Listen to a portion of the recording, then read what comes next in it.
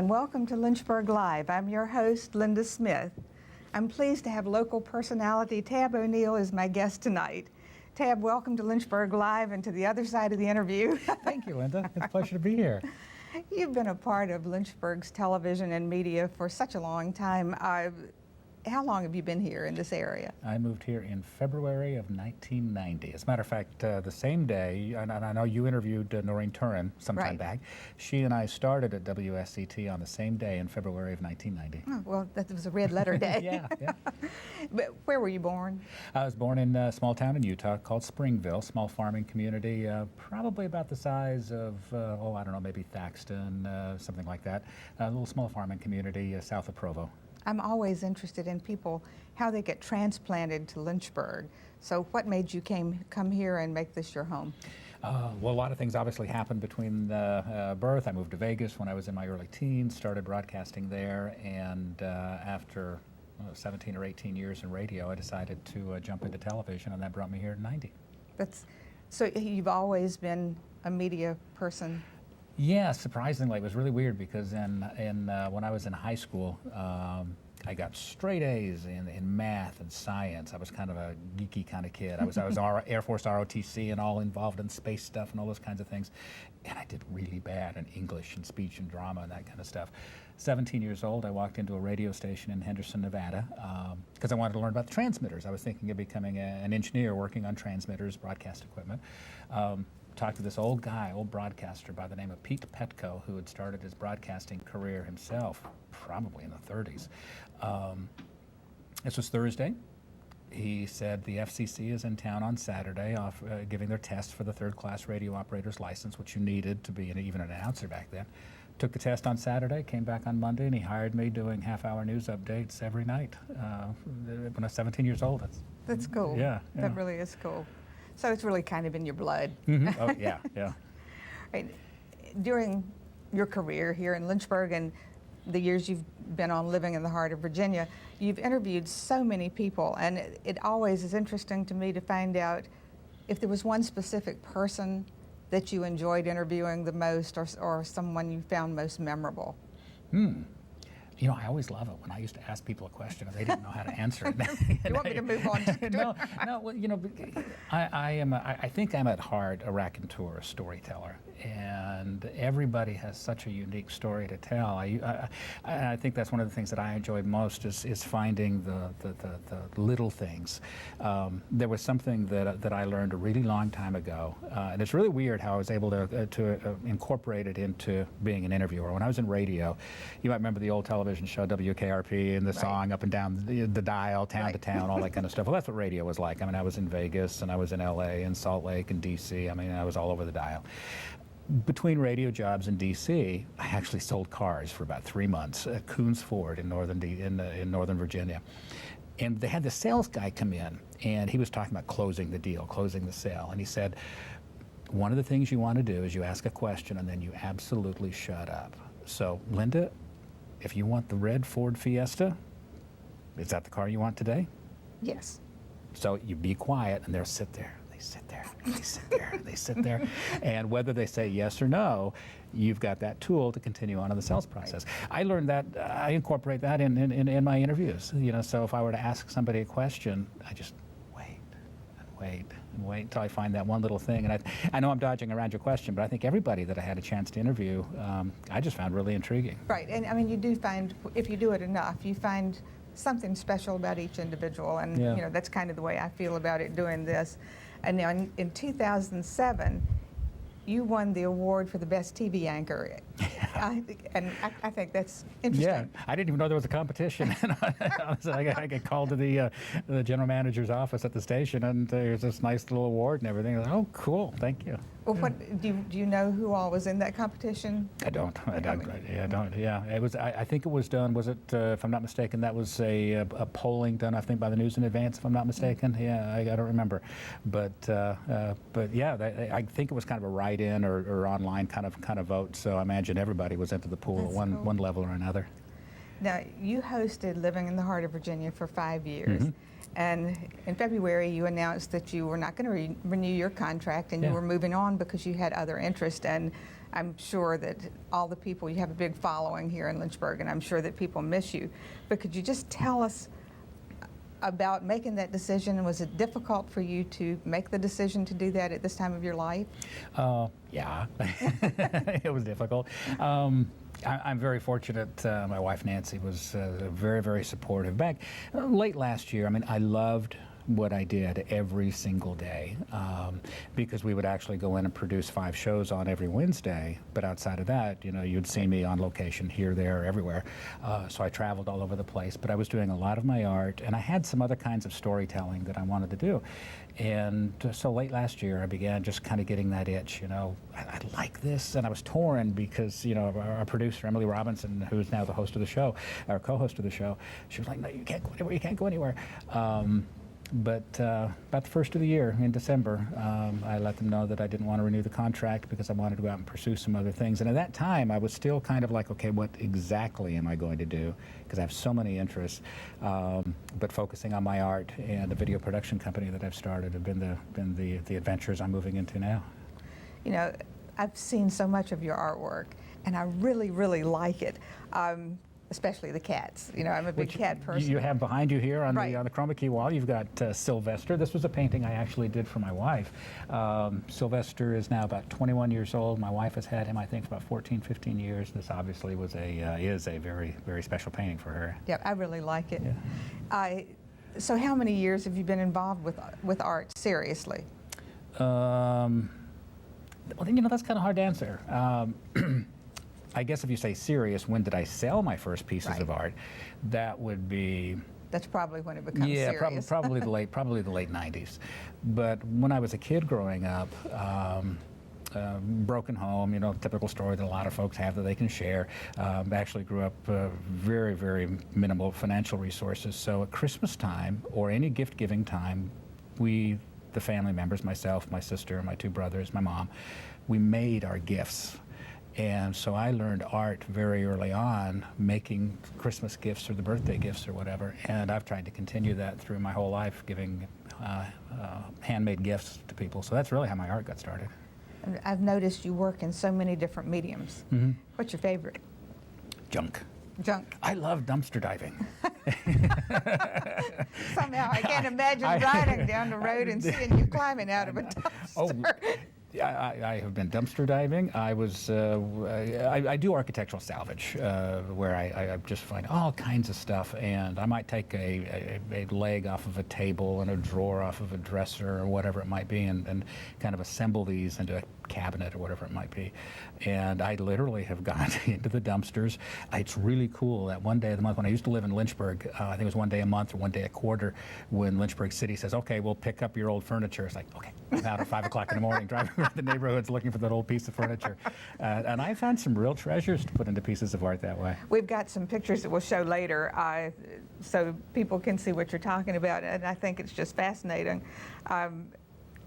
So do you have specific subjects when you do your paintings that you prefer to work with? My wife really likes the cats, and of course we're cat lovers. We just lost one of our cats. She was 20 years old, passed away a few weeks ago. But we had 6 cats at that time, 6 indoor cats, and our property in Bedford County seems to be a magnet for every other cat in Bedford County. So cats have always been a favorite of mine. So I started doing cats. I branched out a little bit, kind of playing around with some abstract art and things like that, but I tend to keep coming back to cats. Yeah, I really like your cats. Now you also do reverse painting on glass, which that's sort of difficult to do. I like that a lot.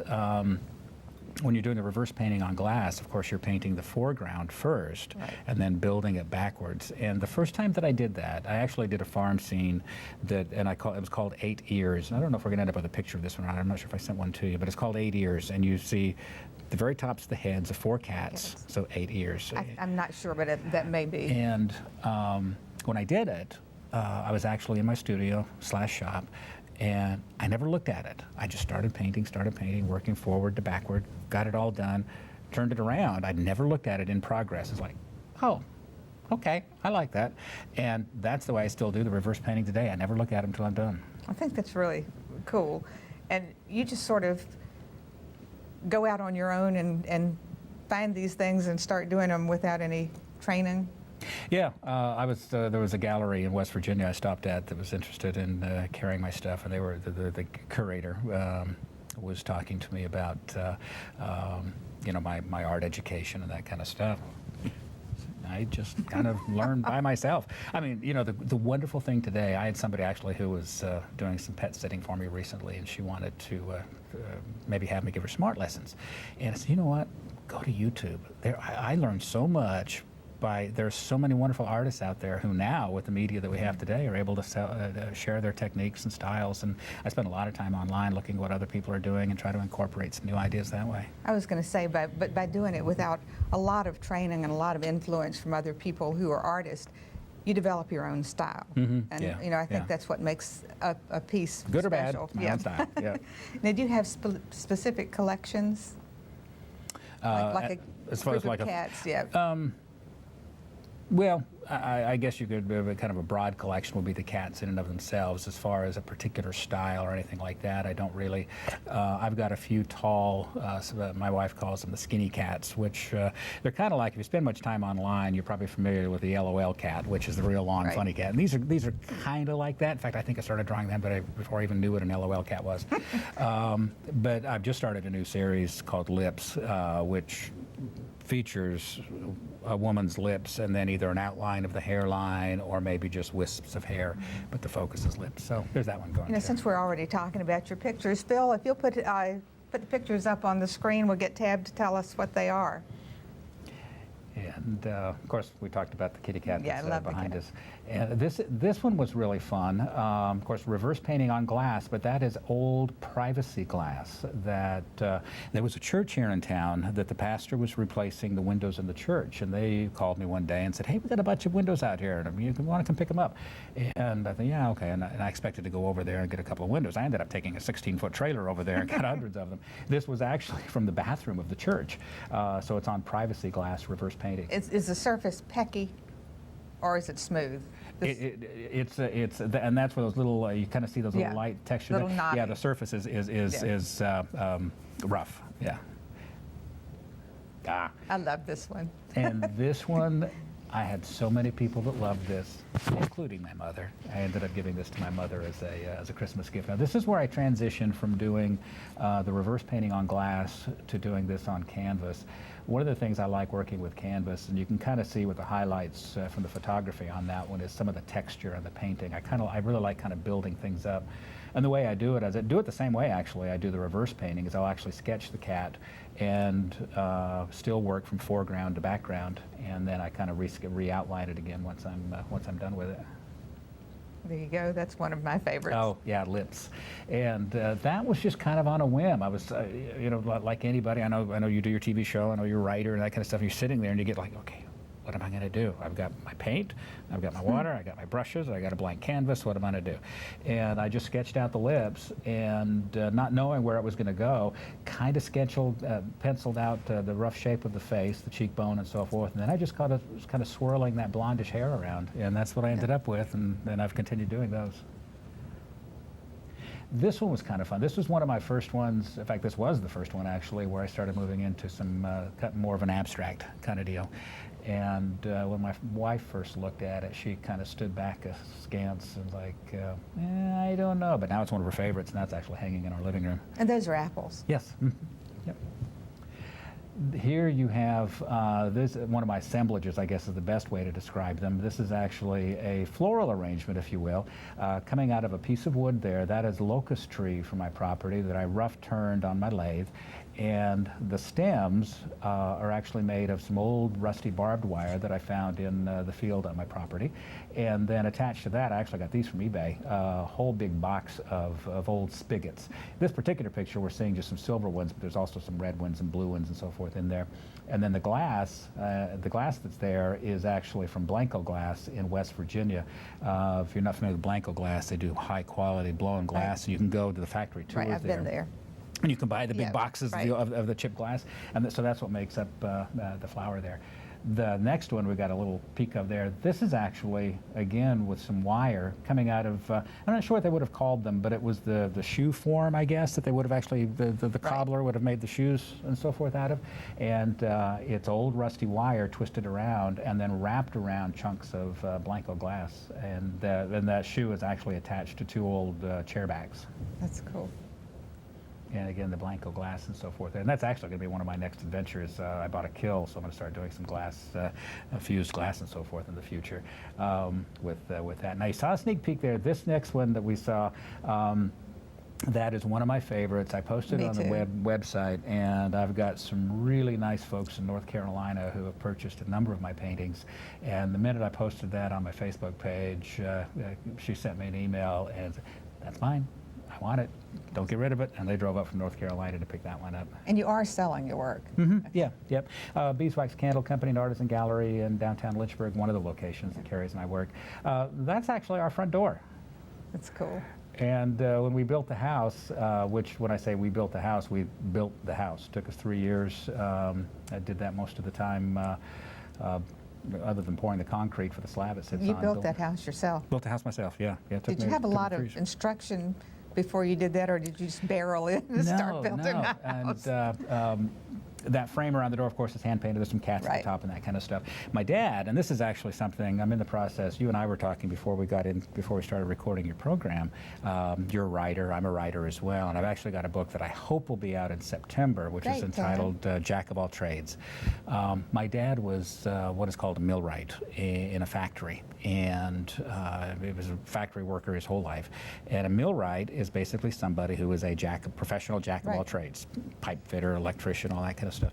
He taught me so much when I was growing up that when I decided to build the house myself, it was easy. That was hard work.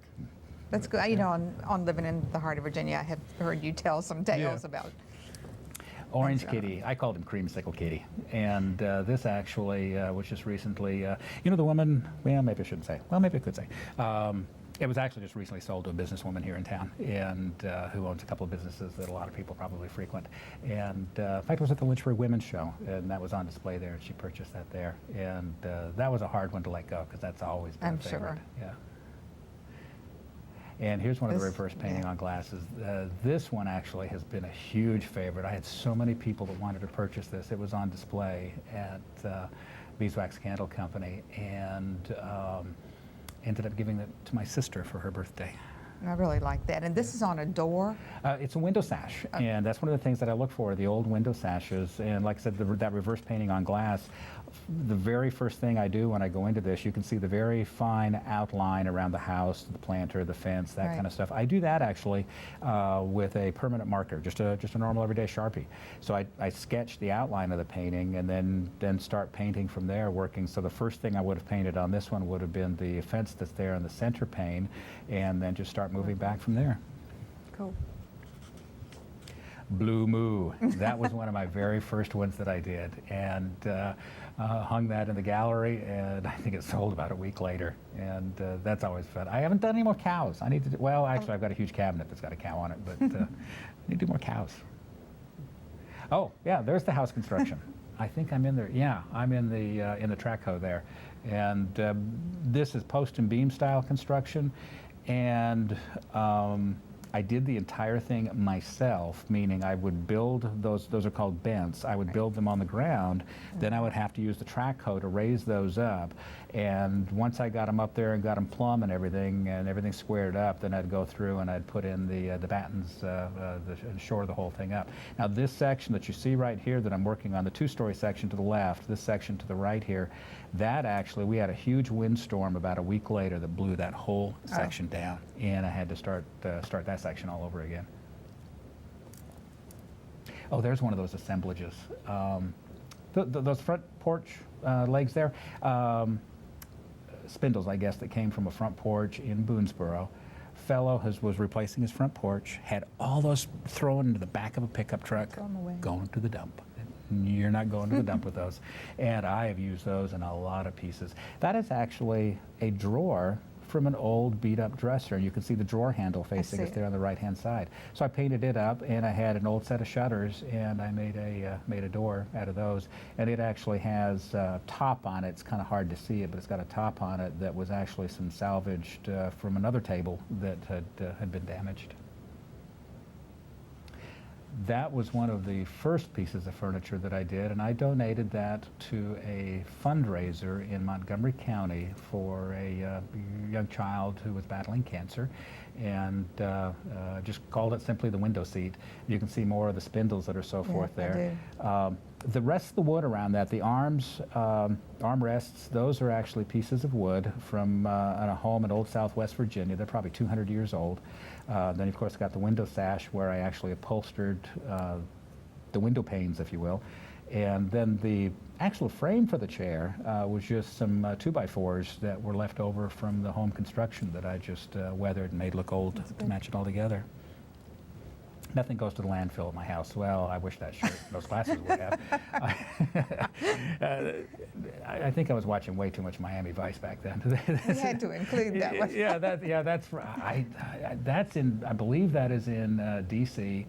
I was actually a disc jockey at Kicks 106 in Washington D.C. back in the early to mid '80s, and I believe that's was taken in Old Town Alexandria. Cool. It's a cool picture. Yeah.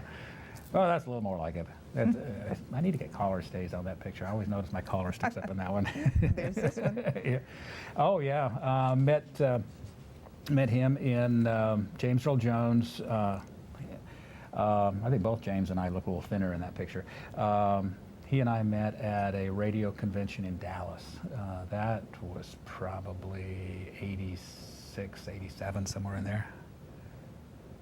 And of course, my daughter Lacey, horseback riding. She absolutely loves horses. And Lacey has had leukemia. I know that there was a terrific battle with that. We'll talk about that in a minute. Well, she was diagnosed with leukemia when she was 4 years old. She fought it until she was 10. She has been in remission or cancer-free now for 6 years. She's 16, going on 21, bad girl, and doing absolutely wonderful. And she actually got into horses. She went to a cancer camp, and she's got pictures, but they mean nothing to her. She went to, I wish I could remember the name of it, Silver Canyon, Silver something, in Colorado for cancer kids.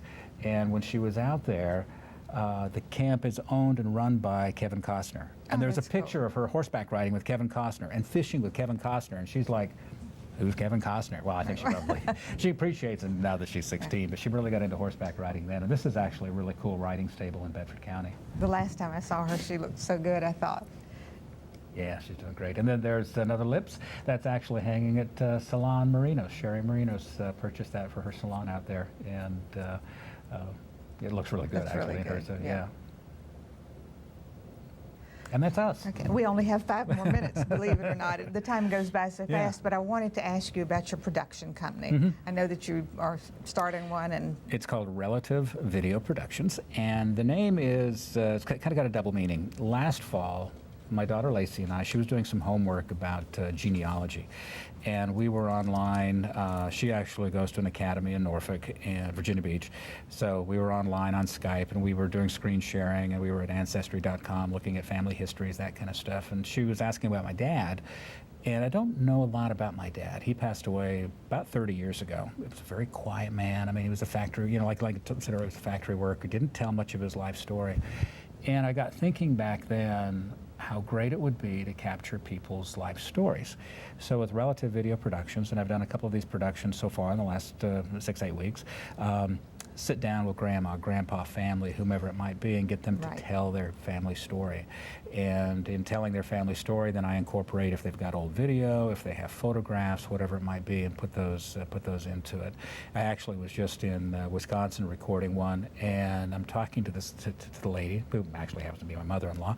I was interviewing her. She's 80 years old, and I said, "Now you're really into sports, Sharon?" She said, "Yeah, and I said, "When did you get into sports?" "Well, when I played on the Racine Bells baseball team." That was League of Their Own. She was one of the players on League of Their Own. And so I got all this stuff, and then we started talking and found that she's got some pictures and all this kind of stuff.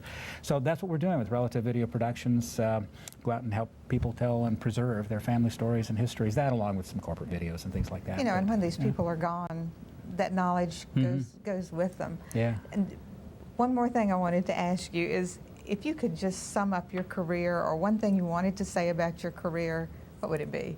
Or to people who might be interested in this kind of career. My subtitle for my book, Jack of all trades, master of fun. I have never worked a day of my life. I enjoy what I do, and I always tell my kids, I would say, hey, Dad's got to go. I got to go to my place of enjoyment. And it was never a place of employment. It was always my place of enjoyment. And that's the way it should be. Yeah. You know, I think more people should really attempt to Yeah, to get yeah, that I mean, out of their job. Yeah, I mean, whether you're serving me a hamburger or whether you're giving me a parking ticket, you know, you can love what you do. And I always tell people, just embrace what you do, and just, gosh, you know, you spend 8 hours a day, 10 hours a day doing it. Just love it. You know, people say as time goes, as you get older, that time goes by faster, and I think it's mainly because you don't have so much to look forward to anymore. But doing the things that you've done, you've sort of kept that enthusiasm and interest alive, and I think that that's great, Tab. Yeah, well, thank you, thank you. And yeah, I'm only 19, so I got a lot of time ahead of me. Yeah. And I've known you just about that amount of time. Yeah, really. I really thank you for being Sure, my thank guest. you. I wish we had an hour, because there's so many interesting things that I could ask you, but I Really do good, Linda. appreciate Thank it. you. Yeah, pleasure. And we wish you every bit of luck with these new endeavors, and come back and talk to us again. Love to. Thank you. Thank you. I hope you've enjoyed tonight's show and getting a chance to meet Tab O'Neill. My next show will feature the American Cancer Society's Relay for Life. Thank you for watching. Have a wonderful evening. Good night.